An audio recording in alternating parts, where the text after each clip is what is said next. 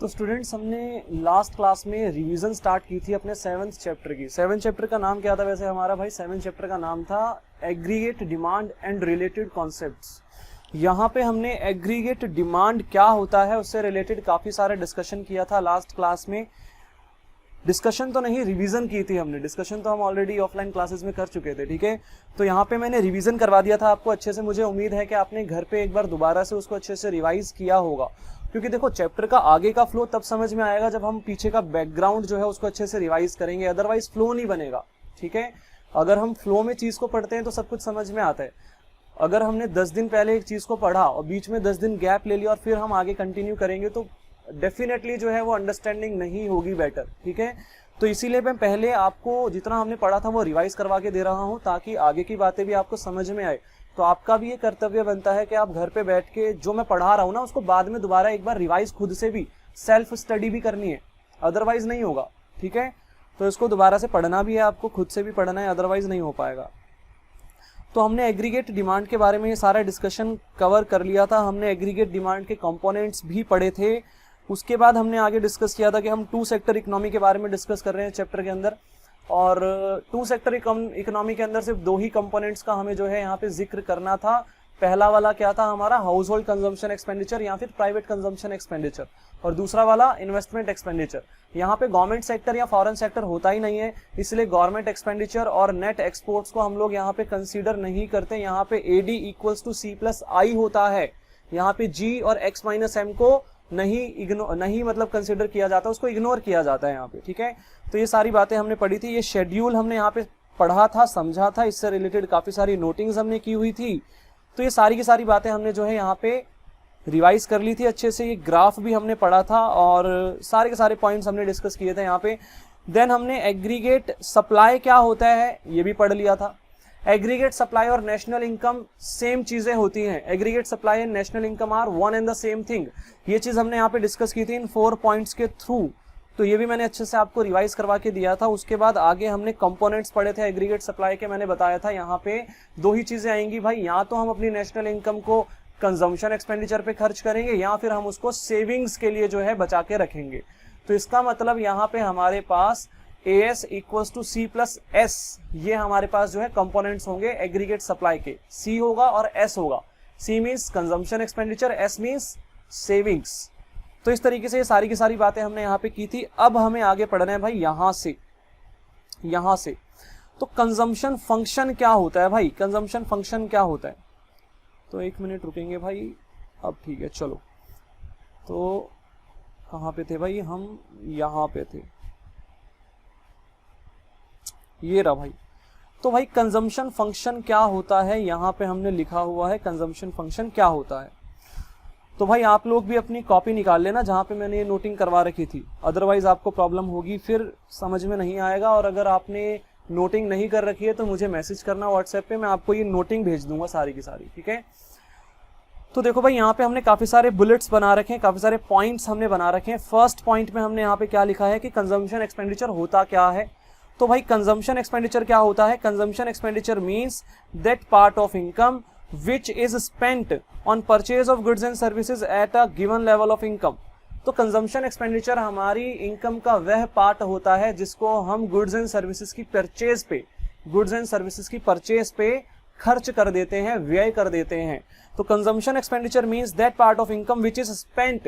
ये इनकम का वह हिस्सा है, ये इनकम का वह अंश है जो कि हम गुड्स एंड सर्विसेज की परचेज पे खर्च कर देते हैं, व्यय कर देते हैं।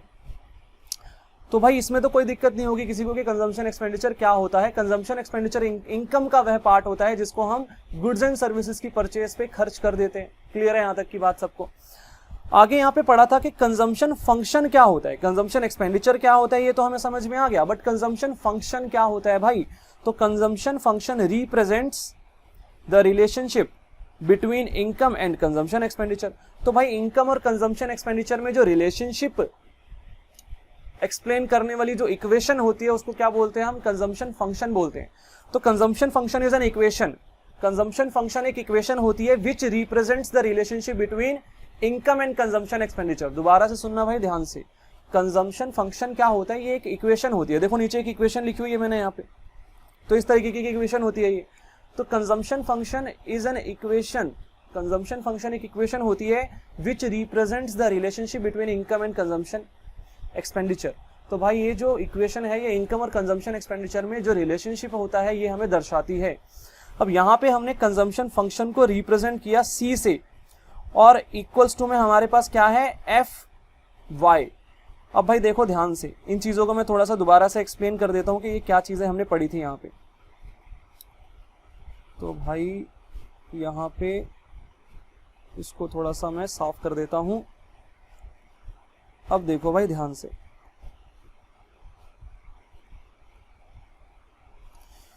देखो जी, y का मतलब क्या होता है भाई, y का मतलब होता है इनकम, y का मतलब होता है इनकम।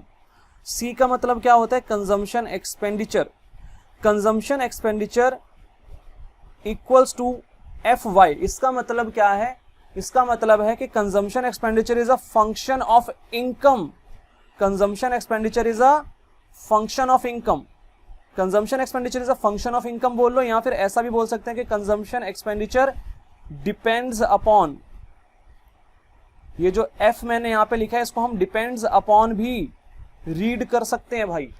तो consumption expenditure depends upon income, भाई जो हमारा खर्चा है ना वो इनकम पे डिपेंड करता है, सिंपल सी बात है, इनकम ज्यादा होगी खर्चा ज्यादा होगा, इनकम कम होगी खर्चा कम होगा। हम पहले ही पढ़ चुके हैं, पिछली क्लास में भी मैंने बताया था, जो कंजम्पशन फंक्शन, जो कंजम्पशन एक्सपेंडिचर जो हमारा होता है, सॉरी कंजम्पशन एक्सपेंडिचर, वो इनकम से रिलेटेड है, इनकम से डायरेक्ट रिलेटेड है, पॉजिटिव रिलेशन होता है इन दोनों में। इनकम बढ़ेगी कंजम्पशन एक्सपेंडिचर बढ़ेगा, इनकम घटेगी कंजम्पशन एक्सपेंडिचर घटेगा।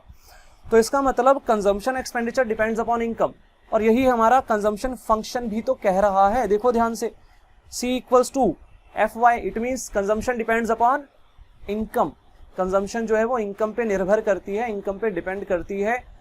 इनकम ज्यादा होगी कंजम्पशन ज्यादा होगी, इनकम कम होगी कंजम्पशन कम होगी। अब एक चीज और समझना ध्यान से, एक चीज और समझना भाई यहाँ पे ध्यान से, ये जो कंजम्पशन फंक्शन है ना, यहाँ पे अगर मैं इनकम की जगह, वाई की जगह फॉर एग्जांपल 10,000 पुट करूंगा, तो ये जो फंक्शन है ये मुझे C की वो वाली वैल्यू निकाल के दे देगा जो कि 10,000 की इनकम पे होनी चाहिए। मतलब अगर एक व्यक्ति की इनकम 10,000 है तो वो खर्चा कितना करता है, फॉर एग्जांपल मान लो 8,000, तो ये मुझे अमाउंट निकाल के दे देगा, C का अमाउंट निकाल के दे देगा। मतलब मैं यहाँ पे Y को पुट करूंगा और C निकल जाएगा। कंजम्पशन फंक्शन में क्या होगा, हम अलग अलग Y की वैल्यूज पे अलग अलग C की वैल्यूज को निकाल पाएंगे। ये चीज संभव हो सकती है इस कंजम्पशन फंक्शन के थ्रू। तो consumption function helps us to find different amount of consumption expenditure on different level of income. अलग अलग इनकम के लेवल पे कितना कितना कंजम्पशन एक्सपेंडिचर हो सकता है मेरा, ये चीज मुझे इस कंजम्पशन फंक्शन के थ्रू पता चल सकती है। तो यही चीज हमने आगे नोट भी कर रखी है, मैं अभी आपको रीड भी करवा दूंगा। तो यहां तक की बात मुझे लगता है भाई रिवाइज हो गई होगी, समझ में आ गई होगी आप सबको। अब देखो भाई आगे, नेक्स्ट पॉइंट हमारा क्या था भाई, next point, it represents consumption at different level of income. और वही बात जो मैंने अभी अभी समझाई, अलग अलग इनकम के लेवल पे अलग अलग कंजम्पशन हो सकती है। तो ये चीज हमें इस फंक्शन के थ्रू पता चल जाती है कि कितनी इनकम पे कितनी कंजम्पशन होगी। ठीक है, तो यहाँ पे मैं इनकम का अमाउंट पुट करूंगा, इनकम का अमाउंट डालूंगा, और यहाँ पे मेरे पास जो है अपने आप ऑटोमेटिकली कंजम्पशन का अमाउंट निकल करके आ जाएगा इस फंक्शन के थ्रू। तो आगे देख लो भाई, आगे क्या लिखा था हमने लिखा था कि it is a psychological concept. ये एक साइकोलॉजिकल कॉन्सेप्ट है भाई। साइकोलॉजिकल कॉन्सेप्ट कैसे है, क्योंकि कंजम्पशन जो है ना वो काफी सारे फैक्टर्स पे डिपेंड करती है, कंज्यूमर की हैबिट्स पे डिपेंड करती है और कंज्यूमर की नीड पे डिपेंड करती है। ठीक है, बहुत सारे साइकोलॉजिकल फैक्टर हैं जिसकी वजह से जो है कंजम्पशन जो है वो इन्फ्लुएंस हो सकती है। तो it is a psychological concept, ये एक साइकोलॉजिकल कॉन्सेप्ट है, पर्सन टू पर्सन वेरी कर सकता है भाई। हर व्यक्ति की अलग अलग कंजम्पशन लेवल हो सकता है कि नहीं हो सकता, हाँ भाई हो सकता है। ठीक है, कुछ लोग जो है वो ज्यादा सेविंग्स करते हैं, कम खर्चा करते हैं, कुछ लोग ज्यादा खर्चा करते हैं भाई। ठीक है, तो ये एक साइकोलॉजिकल कॉन्सेप्ट है, अलग अलग लोगों के माइंड पे डिपेंड करता है कि भाई वो कितना खर्चा कर रहे हैं। ठीक है, तो it is a psychological concept because it depends upon the various factors like consumers preference. भाई उपभोक्ता की प्रेफरेंस क्या है इस चीज पे निर्भर करता है, ये उसकी हैबिट्स पे निर्भर करता है, एक्सेट्रा एक्सेट्रा। बहुत सारे यहाँ पे साइकोलॉजिकल फैक्टर्स हैं जिसकी वजह से हमारा कंजम्पशन जो है वो इन्फ्लुएंस हो सकता है। तो it is a psychological concept because it depends upon various factors, ठीक है, काफी सारे फैक्टर्स पे निर्भर करता है भाई। आगे देखो भाई, आगे हमने यहाँ पे लिखा था at zero level of income there will be some minimum consumption expenditure called autonomous consumption denoted by c bar. ये चीज हम ऑलरेडी पढ़ चुके हैं, कुछ नई चीज तो है नहीं है, ठीक है। आगे हमने पढ़ा था slope of consumption curve is positive. भाई जो कंजम्पशन कर्व होता है उसकी स्लोप अपवर्ड स्लोपिंग होती है। देखो मैंने आपको लास्ट क्लास में ग्राफ समझाया था, यहाँ पे मैं आपको दिखाता हूँ। ये देखो, ये हमारा कंजम्पशन कर्व है। तो कंजम्पशन कर्व की स्लोप अपवर्ड स्लोपिंग होती है कि नहीं होती है? हाँ भाई, अपवर्ड स्लोपिंग होती है। क्यों? क्योंकि भाई इनकम में और कंजम्पशन एक्सपेंडिचर में डायरेक्ट रिलेशन है। जैसे जैसे इनकम यहाँ पे बढ़ेगी वैसे वैसे यहाँ पे कंजम्पशन एक्सपेंडिचर बढ़ेगा, ठीक है, इस तरीके से। तो ये चीज जो है यहाँ पे लिखी हुई है कि स्लोप ऑफ कंजम्पशन कर्व जो है वो पॉजिटिव होती है। तो slope of consumption curve is positive as consumption increases with increase in income, क्योंकि भाई कंजम्पशन जो है वो बढ़ती है इनकम के बढ़ने से। But proportion of increase in consumption is less than proportion of increase in income। तो ये बात भी हम ऑलरेडी पिछली क्लास में डिस्कस कर चुके हैं कि भाई जिस प्रपोर्शन से इनकम बढ़ती है ना, कंजम्पशन उतने ही प्रपोर्शन से नहीं बढ़ती, उससे थोड़ा सा कम बढ़ती है। क्यों? क्योंकि कुछ पार्ट सेव भी तो कर लिया जाता है। तो ये बात भी हम ऑलरेडी डिस्कस कर चुके थे। आगे हमने यहाँ पे पढ़ा if consumption is more than income there will be dissavings. अगर कंजम्पशन ज्यादा हो गई इनकम से तो डिस सेविंग्स हो जाएगी। कंजम्पशन ज्यादा है इनकम कम है तो डिस सेविंग्स की सिचुएशन क्रिएट हो जाएगी वहां पे।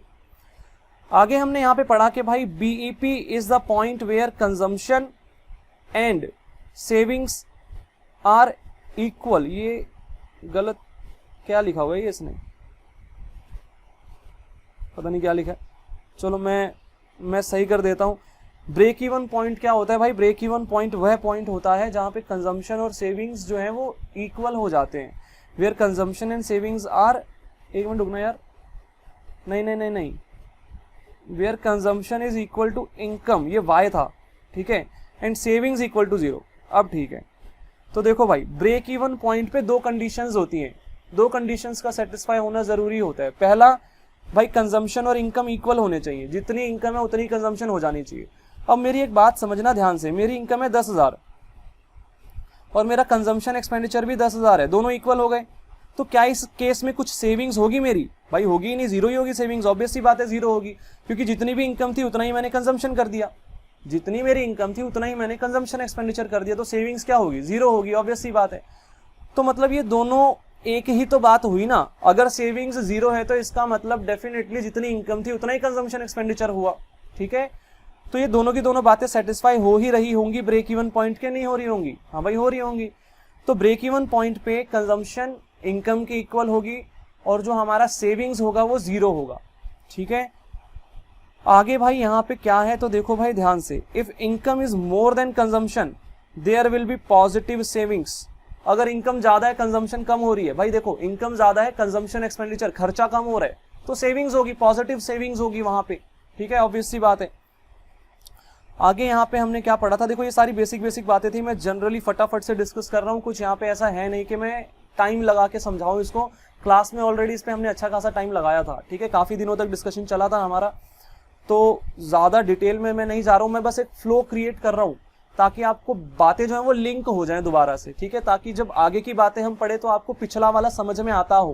क्योंकि मुझे पता है आप लोग घर पे खुद से सेल्फ स्टडी या रिवीजन तो नहीं करने वाले, तो मुझे ही करवा के देना पड़ेगा, इसलिए यहाँ पे रिवीजन करा रहा हूँ मैं ये। नहीं तो अदरवाइज मैं नेक्स्ट टॉपिक पे भी बढ़ सकता था, बट मैं जानता हूँ काफी सारे बच्चे खुद से सेल्फ स्टडी करेंगे नहीं, मन नहीं कर रहा होगा ना, क्योंकि अब तो माइंड में ये भी एक क्रिएट होगी भाई बात के पता नहीं एग्जाम होंगे कि नहीं होंगे, एग्जाम नहीं होंगे, ऐसा होगा तो वैसा होगा, मतलब 36 तरह की बातें। तो वो फिर आपके लिए हानिकारक है भाई, आपके लिए वो उसका लॉस होगा। तो मेरा काम है पढ़ा के देना भाई, मैं तो पढ़ाऊंगा, ठीक है। आगे जाके 12th के बाद फिर आपको दिक्कत फेस करनी पड़ जाएगी। इकोनॉमिक्स एक ऐसा सब्जेक्ट है जो हर कॉम्पिटिटिव एग्जाम में आपको देखने को मिल जाएगा, कॉमर्स फील्ड से रिलेटेड, ठीक है। अकाउंट्स, इकोनॉमिक्स, मैथ्स, ये जो सब्जेक्ट्स हैं ये हर जगह दिखेंगे आपको। कोई भी कॉम्पिटिटिव एग्जाम कॉमर्स फील्ड से रिलेटेड दोगे ना तो वहाँ पे दिखेगा। हालांकि मैथ्स तो आपको बाकी कॉम्पिटिटिव एग्जाम्स में भी दिख जाएगा, जितने भी कॉम्पिटिटिव एग्जाम्स होते हैं मैथ्स सभी में आता है, ठीक है। तो वहाँ पे भी आपको अच्छा से फोकस करना चाहिए, उस पर भी आपको थोड़ा सा जो है फोकस ज़्यादा करके चलना चाहिए थोड़ा सा। तो भाई आगे देखो, यहाँ पे हमने पढ़ा था Keynesian psychological law of consumption. अब ये कुछ नई बात नहीं थी, घुमा फिरा के वही सारी बातें यहाँ पे 3 पॉइंट हमने लिखे थे। देखो भाई ध्यान से, यहाँ पे पहला पॉइंट हमने क्या लिखा था भाई, there is minimum consumption known as autonomous consumption even at zero level of income. भाई जीरो लेवल ऑफ इनकम पे भी हम लोग मिनिमम कंजम्पशन करते हैं, जिसको कि ऑटोनोमस कंजम्पशन कहा जाता है। बिकॉज सर्वाइवल नीड्स कंजम्पशन, क्योंकि सर्वाइवल के लिए कंजम्पशन करना जरूरी है।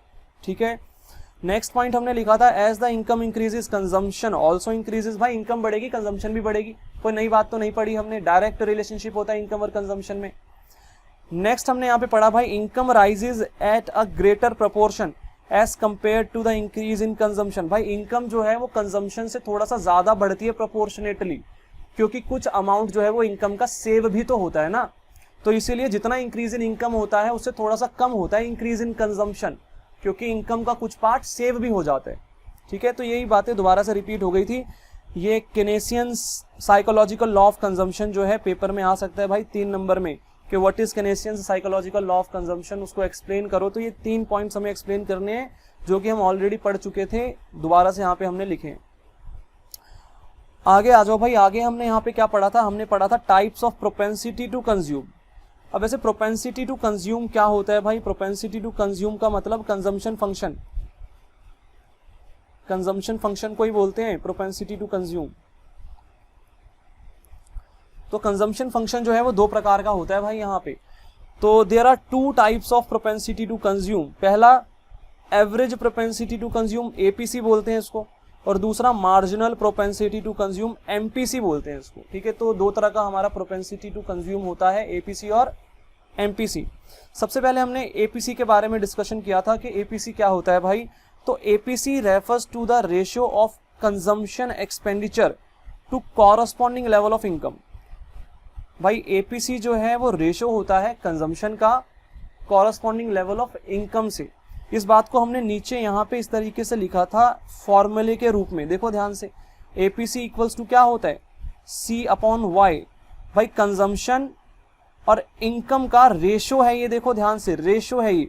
ठीक है, तो कंजम्पशन और इनकम का जो रेशियो होता है उसी को हम क्या बोलते हैं, एपीसी बोलते हैं, सिंपल। ठीक है, और यही बात यहाँ पे हमने लिख रखी है, मैं दोबारा से एक बार रीड करवाता हूँ, देखो ध्यान से। APC refers to the ratio, ये एक रेशियो है, of consumption expenditure to corresponding level of income. तो कंजम्पशन और इनकम का जो रेशियो होता है उसी को एपीसी बोलते हैं। इस तरीके से इसको रिप्रेजेंट किया जाता है, APC equals to C upon Y. यहाँ पे सी का मतलब कंजम्पशन एक्सपेंडिचर, वाई का मतलब इनकम। मुझे लगता है ये बताने की जरूरत तो नहीं पड़ेगी मुझे। आगे देखते हैं भाई, एपीसी इज मोर देन 1। भाई एपीसी 1 से ज्यादा कब होगा, तो APC is more than 1 when C is greater than Y. C is greater than Y, that is before BEP, break even point से पहले। ठीक है, इस तरीके से हमने यहाँ पे सारी की सारी बातें पढ़ी है, देखो ध्यान से। तो APC is more than 1 when C is greater than Y. भाई यहाँ पे देखना ध्यान से, मैं बोलता हूँ मेरा कंजम्पशन एक्सपेंडिचर का अमाउंट है 10,000 और मेरी इनकम जो है वो मान लेते हैं भाई, वो छोटा अमाउंट लेते हैं 5,000। तो मुझे एक बात बताओ, मेरा आंसर कितना आएगा, 2। ठीक है, क्या ये आंसर 1 से बड़ा आया, हाँ भाई 1 से बड़ा आया। क्यों आया 1 से बड़ा, क्योंकि भाई न्यूमरेटर जो है वो बड़ा अमाउंट था, डिनोमिनेटर जो है वो छोटा अमाउंट था। ऑब्वियस सी बात है, जब भी न्यूमरेटर डिनोमिनेटर से बड़ा होगा तो आंसर जो है वो 1 से बड़ा ही आएगा। ठीक है, कोई भी अमाउंट आप यहाँ पे जो है पुट करके देख लो, न्यूमरेटर को बड़ा रखना, डिनोमिनेटर को छोटा रखना, आंसर हमेशा 1 से बड़ा आएगा। तो यही बात यहाँ पे लिखी है भाई, जब कंजम्पशन जब ज्यादा होगी इनकम से, तो उस केस में हमारे पास एपीसी का आंसर 1 से बड़ा आएगा। अब ऐसा कब होगा कि कंजम्पशन जो है वो इनकम से ज्यादा होगी, भाई ऐसा ब्रेक इवन पॉइंट से पहले होगा। ब्रेक इवन पॉइंट से पहले कंजम्पशन ज्यादा होती है, इनकम कम होती है, डिस सेविंग्स की सिचुएशन होती है वहां पे। ठीक है, हमने पढ़ रखा है ग्राफ के थ्रू, बुक में एक ग्राफ था उसके थ्रू हमने पढ़ा था। उम्मीद करता हूँ आपने वो ग्राफ नोट किया होगा, मैंने नोट करने के लिए होमवर्क दिया था। इस वाले नोट्स के अंदर तो नहीं है मेरे पास, ठीक है, बट मैंने वो होमवर्क दिया था। आगे देख लेते हैं भाई, एपीसी इक्वल टू 1 कब होगा, भाई एपीसी इक्वल टू 1 तब होगा जब कंजम्पशन और इनकम इक्वल होंगे। ऑब्वियस सी बात है भाई, न्यूमरेटर और डिनोमिनेटर इक्वल होगा तो आंसर 1 आएगा। ठीक है, ऊपर भी 10,000 हो जाता है, नीचे भी 10,000 हो जाता है, तो आंसर जो है वो कट के 1 ही तो आएगा। तो जब एपीसी जो है वो 1 कब आएगा, जब कंजम्पशन और इनकम इक्वल होंगे, या फिर ऐसा बोल लो बीईपी पे, ब्रेक इवन पॉइंट पे तो हो सकता है ऐसा, ब्रेक इवन पॉइंट पे ही कंजम्पशन और इनकम इक्वल होते हैं। ठीक है, तो ब्रेक इवन पॉइंट पे जो हमारा एपीसी है वो कितना होगा, 1 होगा, ठीक है, क्योंकि उस केस में जो कंजम्पशन और इनकम है वो इक्वल होंगे हमारे। एपीसी 1 से छोटा कब होगा भाई, एपीसी 1 से छोटा तब होगा जब न्यूमरेटर वाला अमाउंट छोटा होगा, मतलब कंजम्पशन कम होगी, इनकम ज्यादा होगी। तो यही बात यहाँ पे लिखी है, APC is less than 1 when consumption is less than income, मतलब after BEP break even point के बाद कंजम्पशन कम होती है, इनकम ज्यादा होती है, पॉजिटिव सेविंग्स की सिचुएशन क्रिएट हो जाती है वहां पे। तो उस केस में हमारे पास एपीसी जो है वो 1 से छोटा होगा। APC falls when income increase, भाई इनकम बढ़ेगी तो एपीसी जो है वो घटेगा, ऑब्वियस सी बात है। देखो डिनोमिनेटर वाला अमाउंट बड़ा होता जाएगा ना जैसे जैसे, तो मेरा एपीसी का आंसर छोटा होता जाएगा। नॉर्मल मैथमेटिक्स है, बचपन से पढ़ते आ रहे हैं, डिनोमिनेटर जितना बड़ा होगा, डिनोमिनेटर का अमाउंट जितना बड़ा होगा, मेरा एपीसी का आंसर उतना ही छोटा आएगा, ठीक है। APC can never be zero because there will always be some minimum consumption called autonomous consumption. भाई एपीसी कभी भी जीरो नहीं हो सकता, क्यों नहीं हो सकता, क्योंकि भाई जो सी है ना वो कभी जीरो नहीं हो सकता। देखो ध्यान से, सी कभी भी जीरो हो सकता है क्या, कंजम्पशन कभी जीरो हो सकती है क्या, नहीं हो सकती, क्योंकि भाई मिनिमम कंजम्पशन तो होगी ही होगी, जीरो लेवल ऑफ इनकम पे भी होगी। It means APC can never be zero, ठीक है, कभी भी जीरो नहीं हो सकता, क्योंकि भाई मिनिमम कंजम्पशन तो व्यक्ति करेगा ही करेगा, तो इसलिए एपीसी कभी भी जीरो नहीं होगा। तो ये सारा का सारा डिस्कशन हमारा एपीसी से रिलेटेड था। भाई मैं उम्मीद करता हूँ आप लोग भी घर पे अच्छे से इसको रिवाइज करोगे खुद से।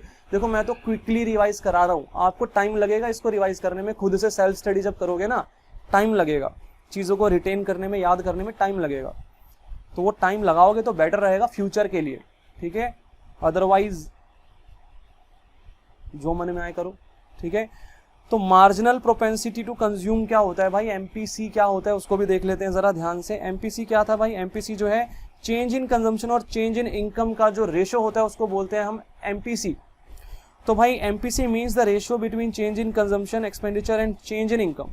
तो चेंज इन कंजम्पशन एक्सपेंडिचर और चेंज इन इनकम का जो रेशियो होता है इस तरीके से, इसको हम क्या बोलते हैं भाई, एमपीसी बोलते हैं। अब यहाँ पे हमने कुछ इंपॉर्टेंट पॉइंट्स लिखे थे एमपीसी के रिलेशन में, तो इनको भी एक बार पढ़ लेते हैं भाई। Value of MPC always lies between 0 and 1, तो यहाँ पे 1 कट गया भाई, 0 एंड 1। तो एमपीसी की वैल्यू हमेशा 0 और 1 के बीच में होती है, हमने पढ़ा था एमपीसी की वैल्यू हमेशा 0 और 1 के बीच में होगी, ना तो 0 से छोटी होगी ना 1 से बड़ी होगी। अगली बात यहाँ पे हमने पढ़ी थी MPC of poor, MPC of poor is more than MPC of richer, ठीक है। जो गरीबों का एमपीसी होता है वो अमीरों से ज्यादा होता है। हमने एग्जांपल लेके सारी बातें समझी थी, तो अच्छे से उसको रिवाइज कर लेना एक बार, ठीक है, सारी बातों को। अगर कोई बात नहीं समझ में आएगी तो पूछ लेना मुझसे, ठीक है, कॉल करके डिस्कस कर लेंगे हम लोग, कोई दिक्कत नहीं है, ठीक है। MPC falls with successive increase in income, भाई जितना ज्यादा इनकम बढ़ेगी ना उतना ज्यादा एमपीसी जो है वो कम होता रहेगा, गिरता रहेगा, ठीक है। तो ये 3 बातें हमें यहाँ पे ध्यान रखनी है। एमपीसी की वैल्यू हमेशा 0 और 1 के बीच में लाया करेगी। एमपीसी जो गरीबों का एमपीसी होगा वो हमेशा ज्यादा होगा अमीरों के एमपीसी से, और जो एमपीसी है वो फॉल करेगा कब, जब इनकम बढ़ेगी। तो जितना ज्यादा इनकम बढ़ेगी उतना ज्यादा एमपीसी क्या करेगा, फॉल करेगा, गिरेगा। उसके बाद हम आगे थे सेविंग्स फंक्शन पे। तो सेविंग्स फंक्शन क्या है भाई, देखो ध्यान से, savings means excess of income over consumption expenditure. तो खर्चा निकालने के बाद जो ऊपर की इनकम बच जाती है उसको बोलते हैं सेविंग्स। तो savings means excess of income over consumption expenditure, ठीक है भाई। Savings function means relationship between savings and national income. जैसे वहां पे हम पढ़ते थे कंजम्पशन फंक्शन क्या होता है, consumption function means relationship between consumption and income. तो वही बात यहाँ पे लिखी है भाई, सेविंग्स और इनकम में जो रिलेशनशिप होता है वो सेविंग्स फंक्शन होता है यहाँ पे इस तरीके से। तो कुछ भी नया नहीं है, सेविंग्स डिपेंड अपॉन इनकम, ठीक है, सेविंग्स डिपेंड अपॉन इनकम। जितनी इनकम ज्यादा होगी उतनी सेविंग्स ज्यादा होगी, इनकम कम होगी सेविंग्स कम होगी, ठीक है। It represents different level of saving on different level of income. भाई अलग अलग इनकम के लेवल पे कितनी अलग अलग जो अमाउंट है सेविंग्स का वो होगा, ये चीज हमें यहाँ से पता चल जाएगी। जैसे वहां पे हमें अलग अलग इनकम लेवल पे अलग अलग कंजम्पशन एक्सपेंडिचर का अमाउंट पता चल पाता था, यहाँ पे सेविंग्स का अमाउंट पता चलेगा। तो कुछ भी नया यहाँ पे खास नहीं था। आगे यहाँ पे था कि भाई imports observation from saving schedule and saving curve. ये क्या है भाई, ये आगे पीछे भेज दिया क्या इसने, मुझे लग रहा है भाई ये पॉइंट आगे पीछे भेज दिया इसने। चलो इसको बाद में देखते हैं, पता नहीं क्या लिखा हुआ है। इम्पोर्ट्स नहीं था ये, इम्पोर्टेंट है यार ये नालायक, ये इम्पोर्ट्स नहीं था भाई, ये पता नहीं क्या नालायक ने गलत लिख दिया ये। एक मिनट रुको,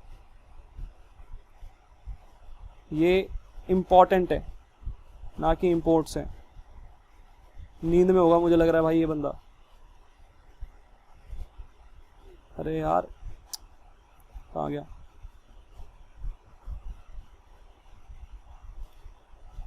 इससे भी आगे था, इससे भी आगे था, इससे भी आगे था, इससे आगे नहीं था, यहीं पे था। ठीक है भाई, तो ये था हमारा, यहाँ पे क्या लिखा हुआ था, यहाँ पे लिखा हुआ था इम्पोर्टेंट। वे चल क्यों नहीं रहा पेन, इम्पोर्टेंट। एक मिनट रुको,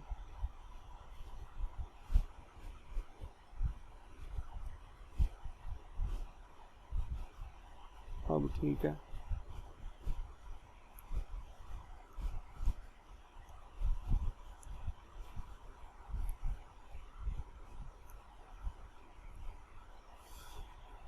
तो भाई यहाँ पे इसको इम्पोर्टेंट कर लेना भाई, इम्पोर्टेंट ऑब्जर्वेशंस था ये, ठीक है, इम्पोर्टेंट ऑब्जर्वेशंस,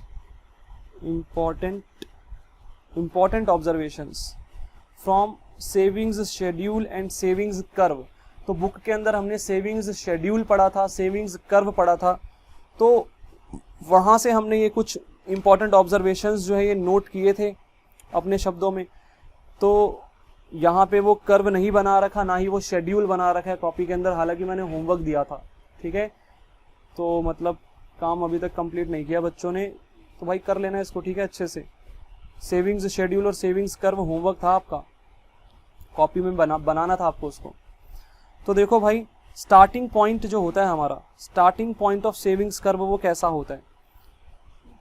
तो भाई savings curve start from point S on the Y axis. अब ये चीज जो है भाई, ये कर्व देख के ही समझ में आएगी, और कर्व मेरे पास अभी अवेलेबल नहीं है यहाँ पे, तो एक काम करो भाई, कर्व भी आप ड्रॉ कर लो कॉपी के अंदर पहले, ठीक है, कर्व देख के तो समझ में आएगा ये सब। एक काम करते हैं, मैं ये आपको मैं होमवर्क देता हूँ, ये छोटा सा टॉपिक बचा है ना सिर्फ, ठीक है, तो ये वाला आपका होमवर्क है भाई, टॉपिक ये आपको रिवाइज करना है। मैं आपको इंडिविजुअली कॉल करके भी इससे रिलेटेड क्वेश्चंस पूछ सकता हूँ, ठीक है ना, सारा का सारा मैं ही थोड़ी ना रिवाइज करा के दूंगा, फ्लो तो थोड़ा बन गया ना हमारा। तो ये लास्ट टॉपिक देखो, ये वाला जो लास्ट टॉपिक है ना, ये सारा सेविंग्स शेड्यूल और सेविंग्स कर्व के थ्रू जो हमने ऑब्जर्वेशंस लिखे थे, इन सारे के सारे ऑब्जर्वेशंस को हमें जो है नोट करना है भाई अच्छे से, ठीक है, नोट करना है, समझना है, और मैं इंडिविजुअली कॉल करके पूछूंगा भाई इससे रिलेटेड क्वेश्चंस, ठीक है। और आज की क्लास यहीं पे खत्म कर रहा हूँ मैं, फिर इससे आगे ही स्टार्ट करूंगा, जितना मैंने पढ़ा दिया था ना मैं उससे आगे स्टार्ट करूंगा, ठीक है। ये वाली चीज़ अब खुद से रिवाइज करना, ठीक है, थोड़ा सा तो आपको भी एफर्ट करना पड़ेगा ना, सारा मैं नहीं करूंगा, तो थोड़ा सा एफर्ट आप करेंगे। जो नहीं समझ में आएगा कॉल कर लेना, मैं बता दूंगा, कोई दिक्कत नहीं है, ठीक है। डाउट आता है ना अगर, तो उसमें कोई दिक्कत नहीं है, मैं कॉल पे समझा दूंगा, बहुत बढ़िया तरीके से समझ में आ जाएगा, ठीक है। बट पूछ जरूर लेना अगर डाउट आता है तो। और नेक्स्ट टॉपिक स्टार्ट करेंगे नेक्स्ट क्लास के अंदर, ठीक है, इससे आगे का टॉपिक स्टार्ट करेंगे। अब जितना पढ़ लिया था वो हो गया भाई, रिवाइज कर दिया, ठीक है। नेक्स्ट टॉपिक स्टार्ट करेंगे नेक्स्ट क्लास के अंदर। तो आज की क्लास यहीं पे समाप्त करते हैं भाई।